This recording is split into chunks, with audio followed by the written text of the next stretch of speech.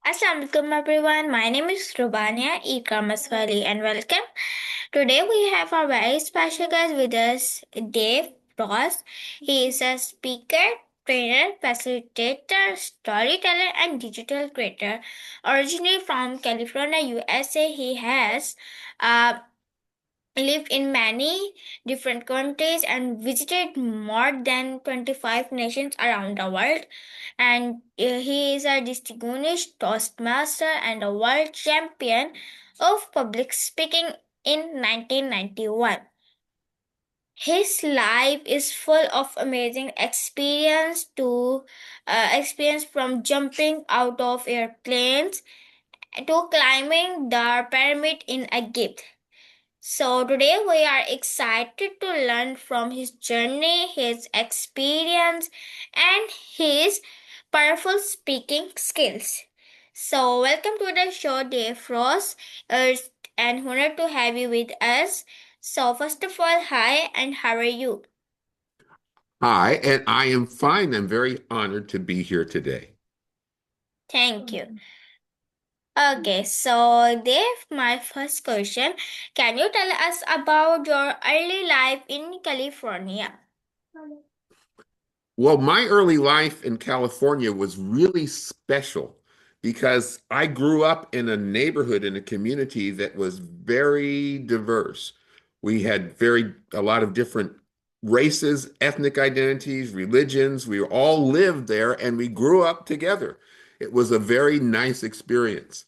I grew up in Sacramento, California, which is the state capital, and I was able to go to the state capitol and see the governors and the legislatures and things. I even once told a joke that made Ronald Reagan, who was governor of California at the time, laugh. And of course, Ronald Reagan went on to become president of the United States later on. That's amazing, Dave Ross. And my next question, what inspired you to become a speaker and storyteller? There were two things. One is storytelling is something my family does. When we have gatherings, they always are telling stories. What happened when they were children? What happened when their great grandmother was visiting? All of those things. So I learned to tell stories at home. But also, I grew up at a time when I would see, when I was a very small child, my hero was President John F. Kennedy. And when he was killed, when he was assassinated, it just broke my heart. But it still kept me focused on people who spoke and said things that changed the world. Martin Luther King was my next hero, and I just again adored Martin Luther King. Sadly, he too was killed. But both of those people did things and said things that changed not just the United States, but indeed the world. And it affected me personally as being an American. I was influenced by those things. And then one more very personal thing. My mother was a champion speaker in high school as well. And so I think I inherited a lot of that from her. She and I worked together. I worked for my mother. She had her own company and we did presentations together. And I found out that there was a lot of how I spoke that was the same way that my mother spoke. So that was a lot of fun. Amazing, Dave, amazing. And my next question, how did living in different countries shape your personality? Oh, that's a good question. Such a good question. Well, one thing about living in different countries is it destroys any idea that you have about them. The first country I visited outside of the United States was Great Britain, the UK. And I don't know what I thought beforehand, but after I was there, I had a whole different outlook on the British community and the British people. It was it was so welcoming in many ways, but also, there's differences between Americans and Britons. And one of the differences is how open they are to start a conversation with strangers. So I learned quickly I couldn't always start a conversation with strangers, but I found them to be a very friendly and nice people. The other thing is when I lived in Germany for 3 years, I was able to not only live in Germany, but visit a lot of the countries in Europe. And I love the food. I love the different festivals and events that they all had. I love the culture. And I love the fact that when you lived where we lived in Germany, I could go and say, hey, let's go have lunch in France, and we could drive to France. Or let's have lunch in Luxembourg. We could drive to Luxembourg. It was all that close. So it gave me a worldview by living in different countries, meeting different people. When I traveled to the Middle East, I had a number of very good friends in Saudi Arabia. I actually worked for a brief time, not really closely, but for a brief time with a Pakistani officer who was also in Saudi Arabia. And it expanded my world completely. The different foods, the different traditions. Here's the thing that I've learned that's been very helpful to me. It's kind of funny. Learn the things not to do. Learn the things not to do. For instance, in the United States, it's very common if you go to, let's say you go to some place to eat and you get some food to go, it's very common for people to walk down the street and eat. But you don't do that in Japan. It's very bad manners, you know. Um, so it's among the many things in many different countries that I've learned not to do. And that's an important thing to know. So it's learning to be polite in other countries, to accepting other people and adjusting. Oh, one more thing. There is a distance that people stand and feel comfortable with when they're talking to people, and it's different everywhere you go. I'm from California, and we stand really far apart, but people on the East Coast stand a little closer, and people in Europe stand a lot closer. And I found that when I met someone, I would just stay put and let them decide how close or how far to be.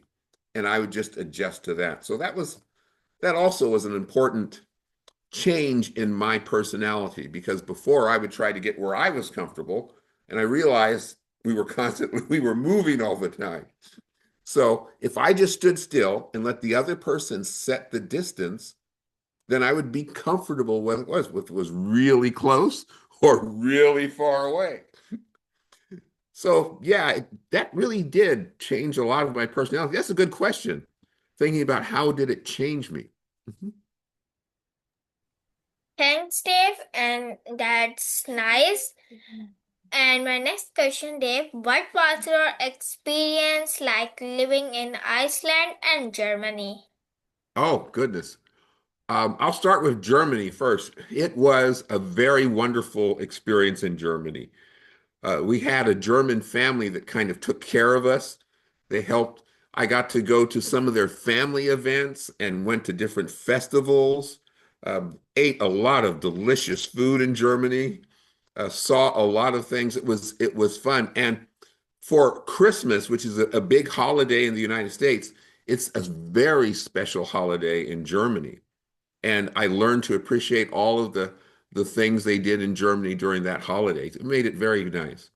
Now, Iceland was a totally different place. And by that, it's not because it's not all that cold, although it's called Iceland. It is not really an icy cold place, but it gets a little cold. But the culture it's very different from what I expected. Here's one thing that you might find interesting. Women in Iceland are very liberated. They've had women in politics and doing different things for years and years before a lot of countries even thought of it. And they descend from Vikings. Do you know about the Vikings? The Vikings were what's the word for it? A very warlike people who sailed on these boats, and they went and they when they went to a new land, they'd start fighting with everybody. They had hats that had little horns sticking out of their helmets, and that was hundreds and hundreds of years ago. But the Icelandic people speak a language that is almost identical to the way the Vikings spoke. And the Viking tradition of being very individualistic, uh, being very rugged and tough. Sometimes the weather is difficult in Iceland. They have volcanoes in Iceland. They are on an island, so a lot of things have to be brought into the island, whether it's cars or food or anything. But they find a way to make life very nice. And they have some very interesting traditions and food too. A lot of fish. I love fish. So there was a lot of fish to eat in Iceland. That's nice, Dave. And my next question, can you share a memorable story from your travel? A favorite story?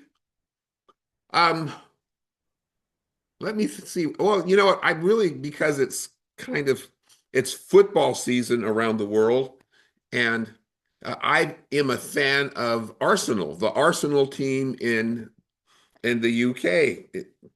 And I wasn't until when I was traveling, I flew on an airplane from the lower part of the United States up to Alaska. And on the plane to Alaska was a woman from England. And there was nothing to do on the plane. They didn't have a movie, they didn't have anything. So we just started talking, bunch of people talking. And she told me that she worked for Arsenal. I said, "Really?" She said, "Yes, I work for the Arsenal football team." And I said, "That's amazing." She was so proud of Arsenal. And then she started laughing at the way Americans play football. Of course, in America, we call it soccer. We have our own type of football that's totally different. But she said, "Oh, Americans have a heart. They don't really play football well." And so other people on the plane got in it. We were teasing each other back and forth about football. And then we're telling her, she said, "This is a trip of a lifetime for me to go to Alaska." And so everybody was telling her places to go and things to see and things to do. And she said, "I'm only going to be there for a week. I can't do all of that." I said, "Well, you can come back another time and do the other things." And she said, "No, I can't." She said, "This is a trip of a lifetime for me." I said, "Really?" She said, "Yes." And then she said, "I'm very sick." She didn't look sick, but she said she was sick. And it was as if she didn't expect to live much longer. And so that's why she went to Alaska. It made it was just a very sobering experience. It just all of a sudden we were laughing and then she got very serious. And I will never forget that moment. But ever since that moment, I became a fan of Arsenal because I met someone who really impressed me, was very, very funny, very kind. And she was in her I don't know, last few moments of her life. So that's one of the stories that I remember from my travels, and it was from people. Another story, which isn't quite as sad as that one is, when we were in Germany, I said a German family adopted us. There was a husband and wife and two sons. One son was an adult, but the other one was a little boy, and he spoke perfect English. And she said the children, because they had what's called a Gasthaus, they rented out rooms to people who stayed to visit. And they rented out to a lot of Americans. And a lot of the Americans had children. And her children grew up with these American children, and they just spoke English or German depending on who they were talking to. They didn't even think about it. They grew up speaking two languages, and I thought that was kind of neat. Okay, nice. Okay, so next question. What did you learn from jumping out of airplanes? Well, I'll tell you about my first jump. Okay, I was not in the Army. I was in the Air Force, but the Army was training me how to jump out of airplanes. And the Army does things a special way. So I was trying to shine my boots, make sure my boots looked good so that the sergeants who were doing the training wouldn't get mad at me. And I was supposed to meet some friends and we were going to go get something to eat, but I don't know what happened to them. They didn't come back. So then I grabbed some things to eat and I was up, I was late. I didn't sleep at all that night because I was worried about my friends. And they showed up just in time to go out to the plane. So they were okay, but I didn't get any sleep. So I had no sleep on my first jump. And we get on the plane and we go to we're flying out to the area where we're going to jump, and I fell asleep. I fell asleep in the plane. Now, the way the Army does it, they have all these announcements. That when you get 5 minutes from the drop zone, the jump master goes, 5 minutes. And everybody's supposed to slap their knees and say, airborne. And I go, airborne. I kind of woke up, went back to sleep. And then they said, you have to stand up. And they say, outboard personnel, stand up. Inboard personnel, stand up. And so, I'm standing up. I'm still kind of sleepy, and I'm supposed to check the parachute of the person in front of me, then turn it about face and check the parachute again to the person behind me. And then we tell everybody, everything's okay, okay, okay. And then they say, they open the door, and I'm still sleepy. Honest, I want to sleep. I don't care. I want to sleep. They opened the door. We were jumping out of a jet cargo plane. So they push this door that has a bunch of holes in it outside into the wind so that when you jump out, it doesn't blow you right back into the airplane. You jump out and the door lets you fall. So your parachute will open, right? But it makes a loud noise. Whoa! They open the door. So the loud noise almost woke me up. Again, I was being trained by the Army and they have a certain way of doing everything. So I did do what I was supposed to do. I jumped out and I counted 1,000, 2,000, 3,000. And I said, now what's supposed to happen now? And all of a sudden, phew, the parachute opened. And that's the time I woke up as I'm drifting down into the ground. But it's so different to have nothing below you but the whole world. You're not standing on land. You're not standing in an airplane. You're not standing on a ladder. You're just floating down and there's nothing below you. It's really quite beautiful. It really is. Or at least it seemed that way to me at the time. And I said this, I'm so glad I had this experience. I'm sorry I was asleep most of the time on the airplane. But yeah, that's what I learned, that it's just a very beautiful world because you can see all around and you can see the other parachutes. It's just beautiful. Okay, nice, amazing, Dave. And my next question: what was special about swimming on in five of the seven seas? Well, I love to swim and went to different areas, all, in different parts of the world. If there was a beach, I would try to swim. And that was when I realized, I've swum in a lot of places all over the world. And it was always fun and exciting. Oh, there was one time I was in Turkey and we went to the beach and I'm swimming out. I swam so far out I couldn't see the land. I I thought I knew where the land was. I thought it was over there, but I wasn't certain that that's where the land was. Um, and it kind of scared me a little bit, But I said, no, that's where it is. And I started swimming until I could see the land. I felt okay. And then I continued swimming to the land. But it reminded me again how big the world is. I didn't swim for a long time, but all of a sudden I couldn't see the beach anymore.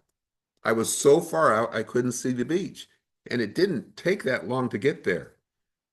So our experiences in life can be changed in minutes without much effort.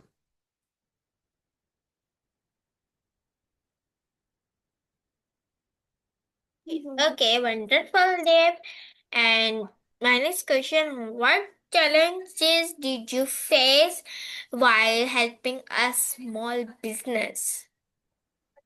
Oh, well, there are a lot of challenges. One of the things I was doing was helping them tell their story. And some people are very afraid to speak in public. That's why I'm so impressed with your school, because at such an early age, you're trained to do podcasts and do all of these things. That's very good. Um, and you have to first deal with the fear in a way where the way I do it, the way that they're not really aware of the fear. They wind up speaking, and then you get them saying things and they practice it, and suddenly it becomes natural. They can just say what's on their mind. But it takes a while.